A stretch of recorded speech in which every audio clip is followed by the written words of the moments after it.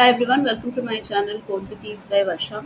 So, imagine you are given a task to solve a business problem and you have coded a fair number of lines of code and you have been able to write a reasonably good amount of code to solve the business logic, only to realize a couple of days later that although your code was working functionally great, but it has taken a performance hit, and there are a lot of different performance bottlenecks that your app is facing.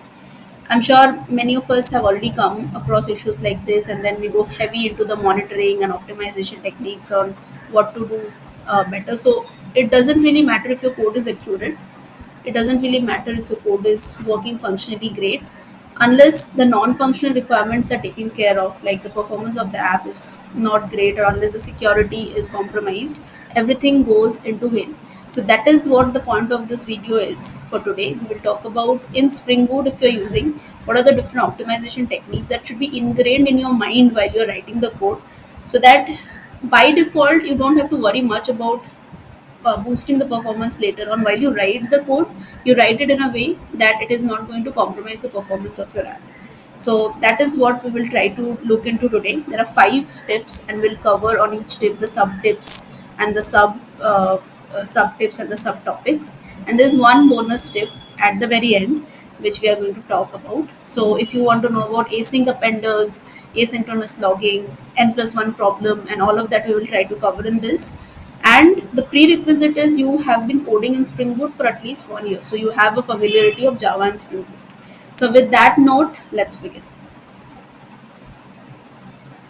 I want to start with auto wiring, the very basic thing that all of us do while writing Spring Boot applications, but not doing auto wiring in a mindful way and or not doing it wisely will land you in a lot of trouble. We know the advantages of auto wiring. It helps in loose coupling, reducing boilerplate code, but that doesn't necessarily mean you will try to use @auto-wired in every single dependency that you are using. Now, this example is if you are having static utility classes, the ones which you need to share across all the instances. You want to do that operation only once, not for all the objects. In those cases, why do you need to auto-wire those classes? You don't have to. You just use the class name and then whatever the method you're calling.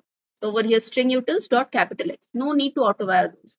Okay. So this is one point which you have to keep in mind. The next point is avoid auto-wiring collection beans. This is something which I've seen in many code reviews by fellow junior developers also, that they're trying to auto-wire something which has some kind of a collection, list, map, set, whatever. No, you should be auto-wiring the dependency, which is the class, not the collection.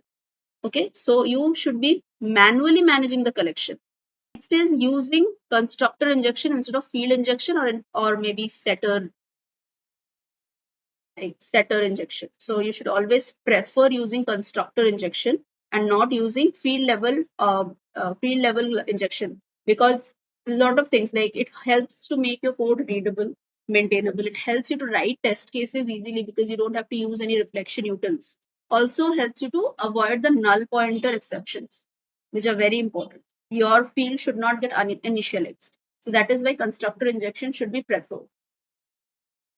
If you have beans of the same type, there are two annotations we use. One is @primary and another is @qualifier. A very common misconception is, like a very common confusion is when to use which one. So you should be using @qualifier when you want to explicitly specify among the multiple beans which one you want to use. Now, in case of missing @qualifier, if you do not have, you should be setting @primary for the bean that you want to mark it to be like the default. So in this case, like the primary data source, whatever this object is going to return, I want to say that this bean is my primary bean that should be initialized if I have similar bean. So that is why you should be using @primary. You have to take a call when do you want to use this one or this one based on the situation. The next thing is lazy initialization. Now there can be possibilities that you do not want to load up the bean at the startup only. You may want to use it whenever you want to use it, only then you want the bean to be created. That in that case you can use @lazy annotation, so that it will be created only when it is first needed. Helps to improve the startup time and the resource utilization. So these are some of the things which you have to be very mindful about when you're using AutoWire.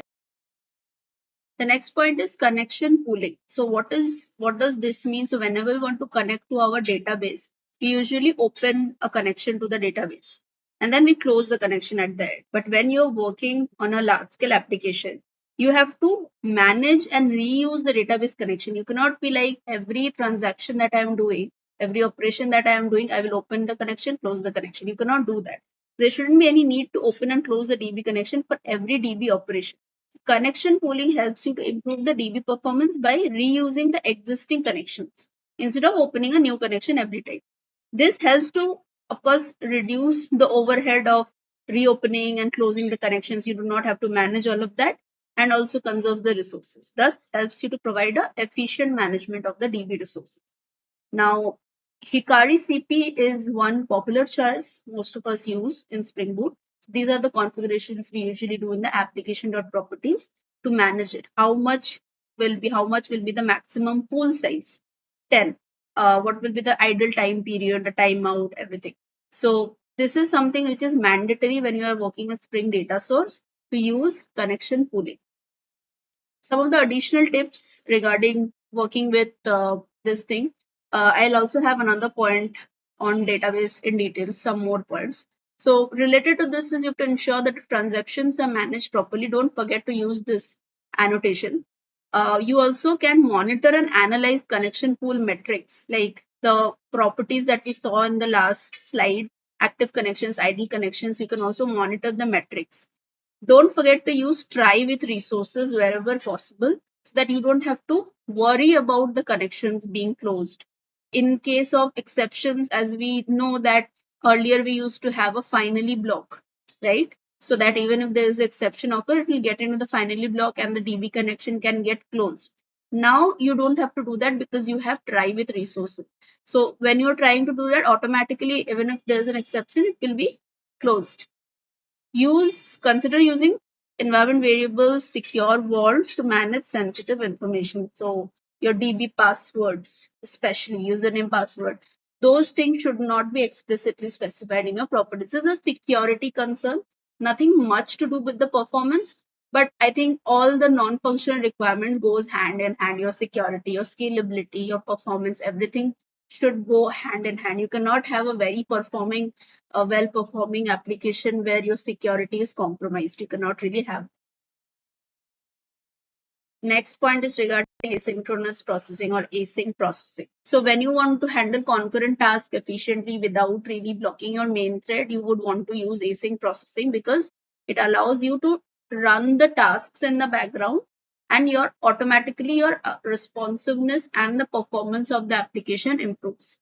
And this is helpful for long running tasks. Now, a very crude and a simple example is suppose you have an app and you're doing clicking on a button, submitting the information, and you are seeing this processing in progress, that progress bar.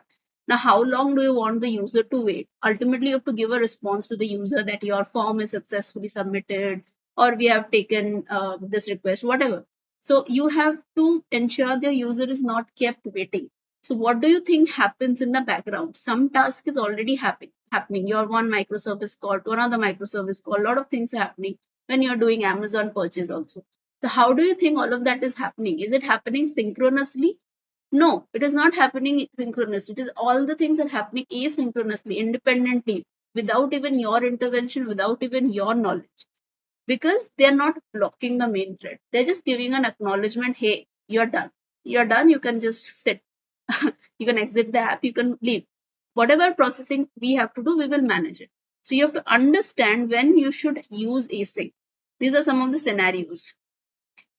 If it is a IO intensive task, so suppose you have uploaded a file and you need to process the file, would you want your user to wait until the file is processed and get back? You might have seen on SBI and net banking sites, whenever you download a statement, that will be like, okay, we have taken your request, should be ready in your email within 30 minutes. So the file processing is done in the background. It's an async thing. Take a significant amount of time. Of course, that is the whole point. We don't want to disrupt the UX. And also, it does not require immediate results to proceed. Does your user has he told you I need the file just now? No, I need the file. You give it to me. It doesn't matter when you are going to give me. Not a day later. I'm just saying that it is not on the moment. It is not like sub millisecond. It is not like you have to just reply instantaneously. So Another example is like you need to send confirmation emails to user after they register. So that is also taking some time, some processing behind the scenes. So that can be done using async. Again, allows user to upload the files. File needs to be processed, resized, converted, whatever you want to do after uploading. Those things can happen in the background. Your user do not have to wait for that. That is one main thing. So that is one important thing you have to understand. You have to use async processing to improve the performance of the application. In Java, in Spring Boot, we have couple of things that supports the async thing. Like you have to enable this. You have to use this annotation, enable async in your main class, and then wherever you have the logic, the business logic, over there you have to use this @async, and then your thread pools. This is important because you do not want your async tasks to overload or overwhelm your system resources. So you have to manage the thread pools. So for doing that, you have to define all these things. I have a detailed video on threads and concurrency. I have a playlist of that also. You can check it out on my channel, where I have talked about thread pools, of course. So these are some of the things. These are the technical stuff, but we are more like we want to understand and dissect. Like we want to understand, like deep dive into why async, when to use async. So this was the whole story about being able to use async processing. Next point is about logging, and we know that how crucial logging is when we are trying to troubleshoot, debug issues in the production. But on the flip side, if you do excessive logging, or if you do not know the right way, the best practices that you should keep in mind when you are doing the logging, it can have some really serious consequences, and of course, performance being one of them.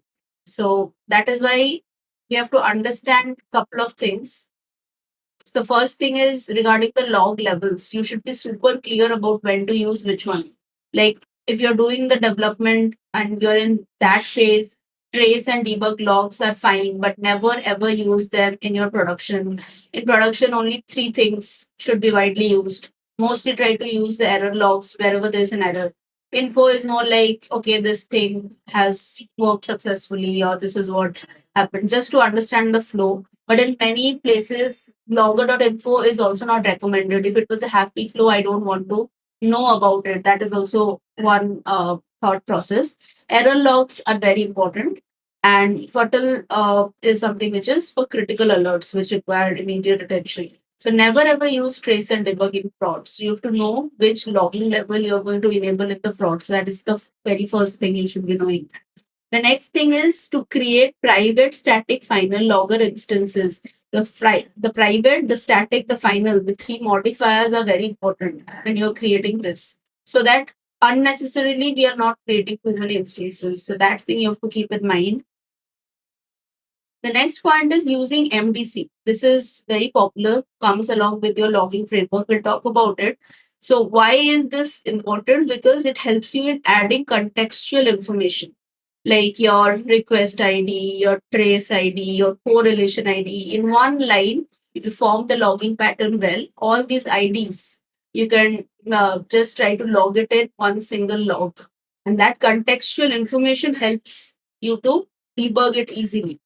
Okay, so it works like a hash map because it uses key value pairs. So what exactly MDC is? MDC is a feature provided by the logging framework. So Spring has Logback as the default logging framework. It also comes with Log4j tool to enrich the log entries. Like I said, trace ID, request ID, customer mobile number, all of this information which is going to be important. You just want to set the context of the application flow.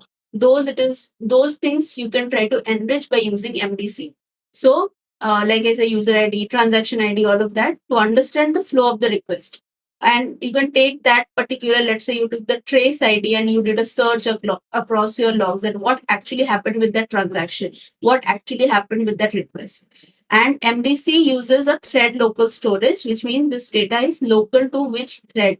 So per thread it is local. So one thread will have one MDC. You can think of it like a very personal hash map that the thread is using. And then at the end, we should also try to clear the MDC. And the biggest thing, the biggest advantage is The contextual information, because it is using the thread local storage, the contextual information is not shared between the threads. Like I said, a personal, private, local storage that it has. And this is how we should be using it. It comes from the SL4J framework. We will try to put whatever we want to, whatever context we want to save, the request ID, transaction ID, and so on. And don't forget to clear your MDC. And this is a sample logback.xml file. Over here, if you see this portion, okay, %x and then request ID, this is the placeholder. And this is what is going to come in from your MDC. So MDC placeholders are going to be filled in like this. So you have your date time, and then you have the log level, and then now you have the %MSG, and then you have your request ID. So this, whatever this is forming the pattern, and then you'll be able to see what logs have actually come in. So as it is said, the %x and then whatever you enclose in this curly braces, this is the one which will include the MDC value which is associated with it. And always clear the MDC values, like I said. So this is how using MDC is so important for you to know that, uh, for you to enrich and do efficient logging. The next point is about asynchronous logging. So last time we spoke about async processing. So anything which is async is, it is going to be non-blocking, like not blocking your main thread. So automatically when you are giving all your logging operations to be handled by a separate thread, it will decrease your latency. And once the latency of your application is decreased, it is going to increase the throughput of your system. And that automatically will result into smoother performance. So these are the two sample entries. So this one is the log4j XML file, log4j2 XML file, and this is the logback.xml. This is how you should be using async appender to offload all your logging operations to this different thread. So your main thread will not be handling this. It is going to into a different queue, and then another thread is going to pick up the log entries, and then they are going to handle that. Another thread is going to handle your logging instead of the main thread handling it. So automatically your main thread has more capacity to take in more requests and process it, rather than if it was not asynchronous logging, it was doing the logging also, it was doing the processing also. So this is also excellent way of improving the performance. Using either you go with logback of default implementation, or you go with log4j implementation. This is how you could file in each of the XML files. The next thing is using structured logging. We know that JSON is so very easy for us. It's readable, it's maintainable, understandable for us. So if we try to capture the logs in such a format that, okay, this is the user ID, okay, this is the date, and then this is the transaction ID, then these are any other details, and put it in a form of a JSON, then it's so easy to parse, analyze, understand, and also to debug, right? So you can use structured logging and add context that, like I said, whatever, what actually happened with that request. If you're dealing with customer information, you can put your customer mobile number, right? If you are working on sessions, you can put the session ID, what actually happened with that session ID. You can take it and track it. And more importantly, one more thing is when you're trying to log, right? I've seen many people do this log.info, and then they will be like message processed successfully. That's it. Quotes and then quote close. Now, if I see this, okay, I have MDC and everything is fine, but give me some more information. What message got processed? So you should be using like this placeholder, like this is the message that got processed, or maybe it has a longer message, right? So this user has done this transaction, whatever. So give me the transaction ID, give me the user ID, give me the user mobile number. So use these placeholders whichever is available in whichever logging framework. You should be using this curly braces. It's so important and so crucial. Always do this. This is how your logging messages also should be. Don't write like kids. This is done successfully. Mail sent successfully. Which mail sent successfully? So things like this comes with practice. Things like this also comes with knowledge. So the more information you have, the more things you know, you will be able to log it better. Some of the additional tips: exclude sensitive data from logs. This is important. I work in fintech, and for us, not We work in fintech, and this PCI DSS compliance thing is such a great importance for us. And anything like card number, anything like customers' card number, the MPIN, all of this should be masked. Even the sensitive PHI details, PII details. The PII details are so very important, right? So this PCI information, PII details, this should never get logged in whatsoever circumstances. So there's a way to mask the sensitive data also. The next point is log rotation. This can also be configured in the XML files because log files tend to increase in size day by day because of a lot of log messages that we write. So we should be able to archive it, or we would be like, okay, we have to delete it after some time. So that shouldn't really consume disk space. So that thing you have to take care of. Again, ELK stack, if you have worked with Kibana or if you have worked with Splunk, I have worked with both, so I've highlighted these. So Kibana Splunk also helps us in centralized way to log the things so that you don't have to go into the server. So you can just check from this dashboard, the Kibana dashboard, what actually by having the filters and what actually happened with that request.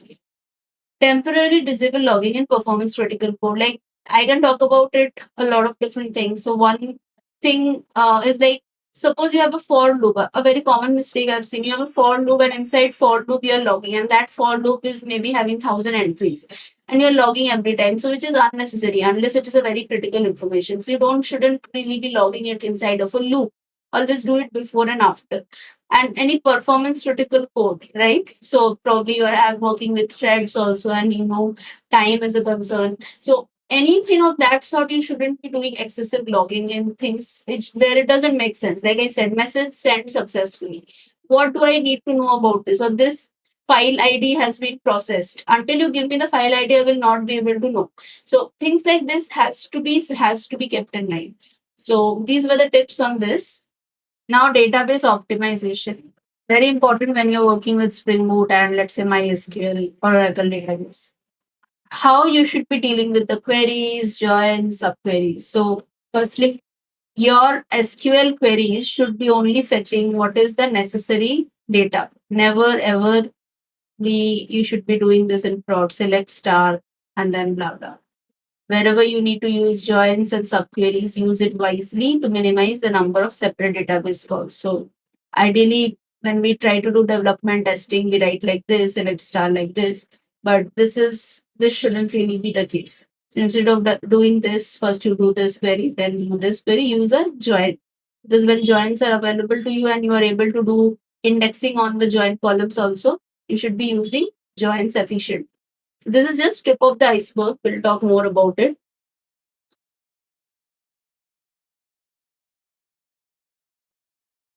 Okay.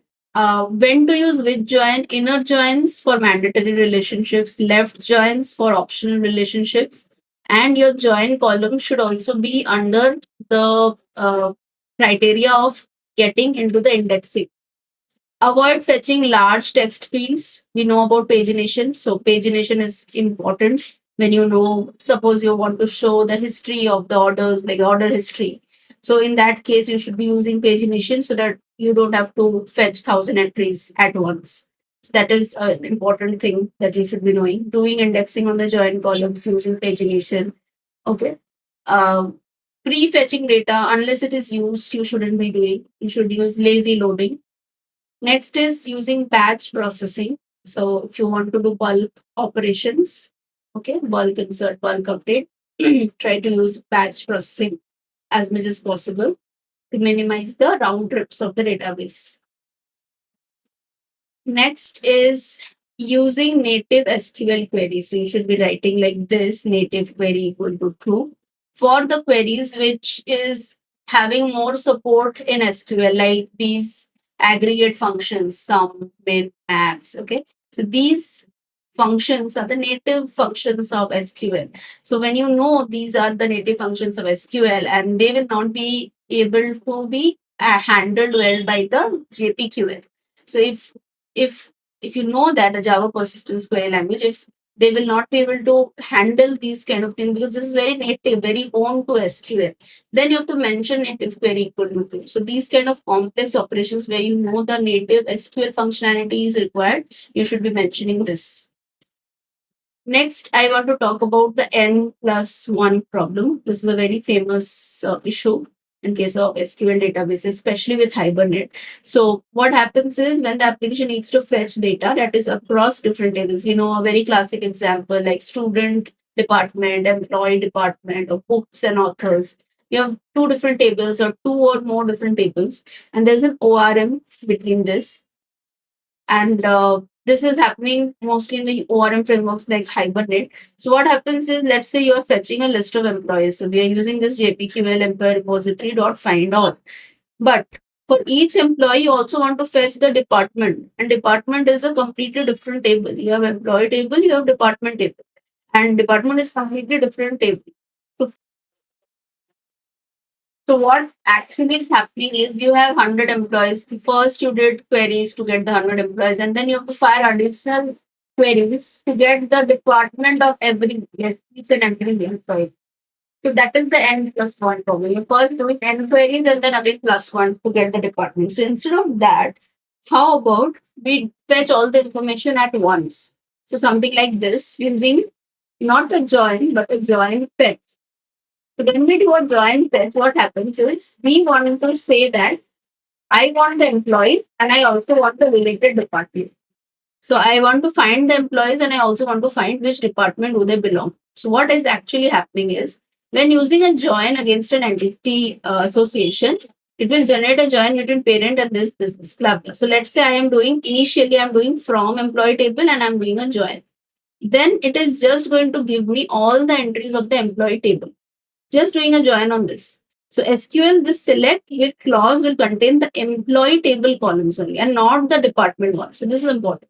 If I do like this, it will not contain the department. So you will say that first issue was we were doing it separately. Second thing is we did a join. But even if you do a join, it will only fetch the employee table columns. To fetch the department table columns, you need to use join fetch instead of using join. So when you do a join fetch, internally, this is what happens. EMT dot star and DMPT dot star. Both the columns are being fetched. So you get, so this is how you get the data from both. And this is a very important thing which you should be using it. The next is, like I said, create indexes and columns which are frequently used in join, in order by, in where, in select, wherever you are using the columns which are frequently used, you should be using. Maintain the index and monitor indexes also, how the index is growing over the time. You can use composite indexes for columns which are frequently queried together. Okay, it may be like column 1 and column 2. Your data is dependent on both of these columns. So you can create a composite index on this. Right. So an example will be, let's say you have RSA public key and you have a RSA private key and you need both the data to be fetched. Okay, so on the basis of both the columns. Of course, not a good idea to keep the keys in the database. Of course, not a good idea, but I'm just giving an example like a pair. Use subqueries to filter data within a main query efficiently. Okay, so although it's not very much recommended to use subqueries, try to use joins wherever possible. But if you're using a subquery, how do you know if it is efficient or not? So instead of doing separate queries like this, if you just want to get the department one's employees who are in sales, you can use an efficient subquery like this. So knowing when to use a subquery, knowing when to use a join, knowing when to use a join fetch, how all boils down to improving the performance of your application. Now the bonus tip, like I mentioned, I want to talk about caching now. So we know that database operations are usually performance intensive, read intensive, basically resource intensive, right? These are expensive operations to open the connection and do all of the things. So if again and again you are using the same information and you know that, you should be caching those results. Okay. You should be caching the results of expensive operations. That is one important thing. You should be using TTL for setting the time to live of this caching so that you prevent stale data. You should know that after 1 hour your data is getting stale and you should do a fetch, a fresh fetch from the database. And if there's a cache miss, like I said, you didn't find the data in your cache, you should be able to gracefully handle it and fetch the data from the original source, which is your persistence, your DB. So these are the things which you should keep in mind. What are the scenarios where performance can be a concern? So a financial service company provides real-time stock trading data. So when I say real-time stock trading, again you have to do API calls. So caching is not just limited to database. It can also be used for API calls, third-party external API calls. So again and again you'll have to do the API calls. Instead of doing that to give a seamless user experience, I can fetch and display this with minimal latency if I use caching. And similarly, let's suppose Netflix, okay, it provides movie recommendation. Does it pull the data every time from some persistence or finding some API call? No. It will try to store it somewhere, probably in a cache. It can be a in-memory cache, it can be a distributed cache. But to speed up, decrease the latency, it will try to use caching. So 5 tips for effective caching in Spring Boot. Using the right cache provider. If you know that in memory local caching can work, then you should be using local cache providers. Okay. Spring Boot has its default implementations. But if you know that you're going to be deploying it into cloud, this microservice containerized environments, you should go with distributed cache. Set appropriate cache expiration, like I said, TTL, which is important so that you don't show stale data to the users. And how to determine the TTL depends on what is the data, nature of your data, and how frequently it changes. So you have to set the TTL accordingly. You cannot have infinite TTL. Monitoring the tools. So it should not be that because you have a low TTL, you are having cache miss every time. So that thing you have to keep a track of it. Um, Spring Boot Actuator can actually help you with this. Cache only the expensive operations, anything which is expensive, for which you have to do round trips to the DB, which are computationally expensive, involves IO, API calls, database queries, like I said. Avoid caching lightweight operations which changes frequently, because if it changes frequently, every time you will have to update the TTL of the cache to prevent the stale data. It is a overhead to manage your caching. And implement proper cache invalidation uh, using these annotations, cache away, cache. So, yeah, I mean, get the gist of the matter. The thing is, you should know when to use cache, why to use cache, how it is helping you to speed up the improvement, how it is helping you to speed up the performance of your application. These are the basic things. The basic framework should be clear. Now you should ask questions. Are we doing this? Are we doing that? What are we doing to speed up the performance? Then, based on your team requirement, based on your business requirements, you can come up with the provider that is required and the other business logic. It doesn't matter if you're using a Redis, you're using Memcache, you're using Aerospike. It doesn't matter. What matters is if you're asking the right questions to the right stakeholders. And then that is how it should get started. And once you do that, everything will fall into place and you will be able to write good quality code.